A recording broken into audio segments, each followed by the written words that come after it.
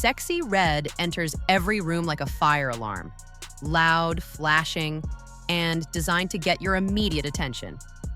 With lashes, wigs, sexual one-liners, and flesh proudly on display, she's become a dominant figure in pop culture. Not for lyrical depth or artistic innovation, but for shock value and overt vulgarity. But what happens when that's the foundation? What happens when a persona is built not on talent, not on depth, not even on charisma, but on how far someone is willing to degrade themselves for a headline? In this video, we're unpacking what Sexy Red represents, not just as an artist, but as a cultural product of deeper issues in the music industry, racial stereotypes, and the commercialization of Black femininity. Before we dig into the mess, make sure you grab something to snack on from rgsnacks.com. We've got applewood, smoked bacon jerky, freeze-dried candy, and butter toffee peanuts. All perfect for when you need to chew through a topic as thick as this one. Janae Naira Wary, professionally known as Sexy Red, hails from St. Louis, Missouri. Her first wave of attention came in 2018 with the viral track 1,000 Jugs. Though it was rough around the edges, it laid the groundwork for her now infamous persona. In 2021, she signed with Rebel Music, a Miami-based independent label. An A&R rep from the company claimed that once she stepped off the plane and spoke, he knew she was a star. According to him, her voice alone carried star quality.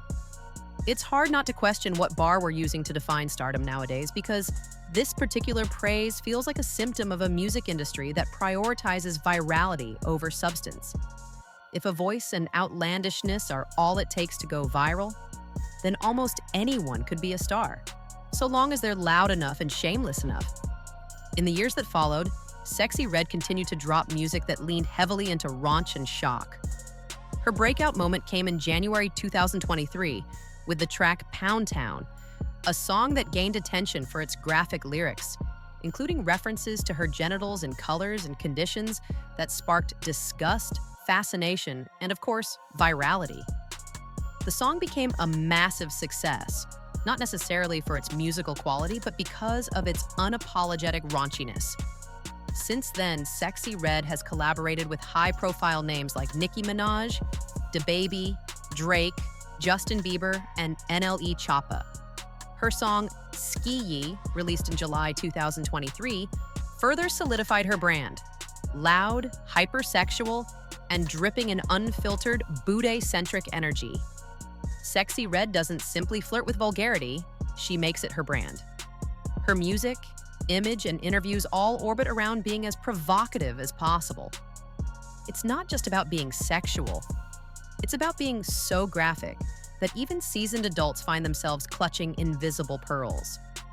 From lyrics that glorify promiscuity, to interviews where she proudly discusses STIs and bodily fluids as lip gloss themes, every move she makes seems calibrated for maximum shock. The sad part is, it works. We are living in a time where the line between attention and respect has all but disappeared. In an attention economy, the most outrageous often get the most clicks, regardless of artistic merit. In interviews, she leans even further into the brand. Speaking to Complex Magazine, she proudly discussed her lip gloss line, giving names like nut, gonorrhea, yellow discharge, and coochie juice to her products. And guess what? They sold out. This isn't a failure of marketing. It's a symptom of a larger cultural sickness where the grotesque is rewarded and vulgarity is rebranded as authenticity.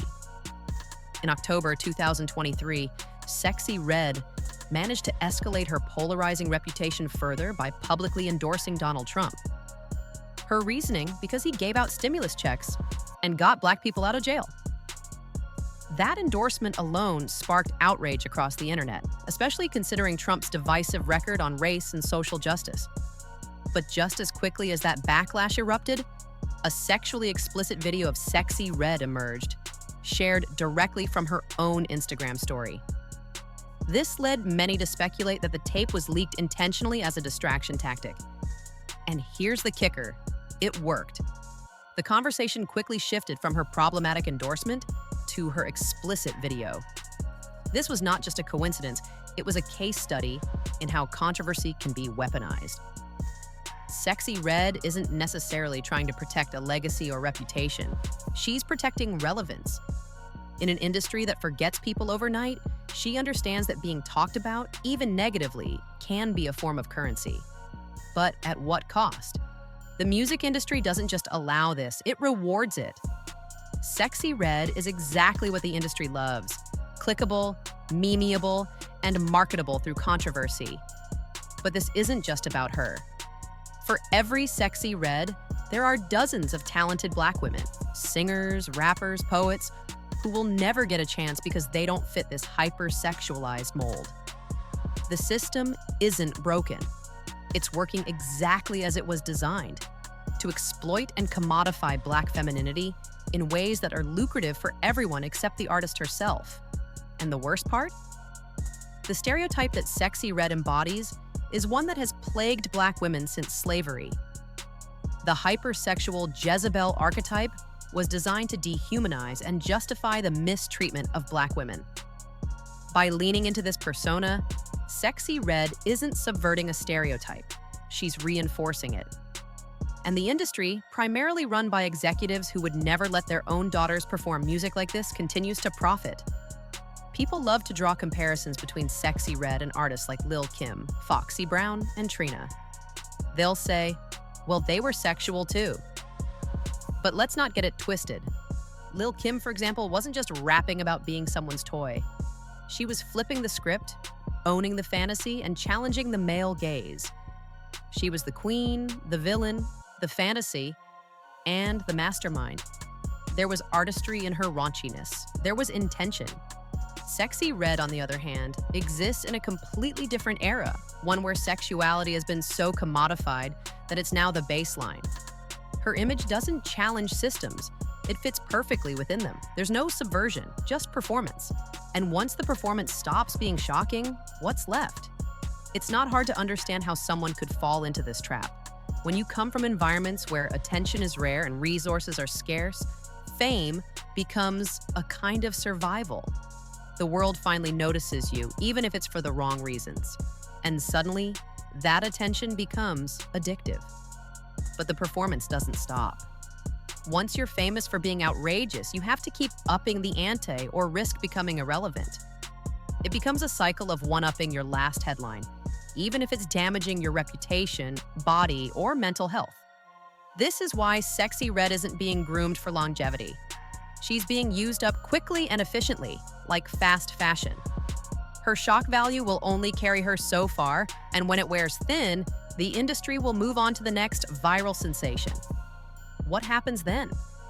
What does her career look like when she's no longer young, no longer shocking, no longer hot? We have to talk about the impact. Kids are watching.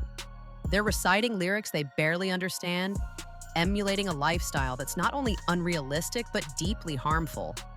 Songs like Pound Town and Ski Yee aren't just entertainment. They're shaping how young people view love, sex, intimacy, and their self-worth. When hypersexuality becomes the norm, especially for Black girls, it limits the scope of what they believe they can be. It teaches them that their power lies only in their bodies, not their minds, talents, or voices. This is not empowerment. This is coercion wrapped in glitter and gloss. It's a media environment where being raw and real is synonymous with being reckless and degrading. And that's not Sexxy Red's fault alone. It's the result of an industry and a culture that has failed to protect its most vulnerable creatives while profiting off their image. Is there a way out for Sexxy Red? Possibly, but it requires self-awareness, maturity, and an understanding that attention isn't always love and virality isn't always value. There is immense power in owning your sexuality, but there's also immense power in knowing when to draw a line. Sexxy Red doesn't have to be a hot, stankin' mess to be unforgettable. She could evolve, she could grow. But growth rarely happens when everyone around you is cheering for the chaos.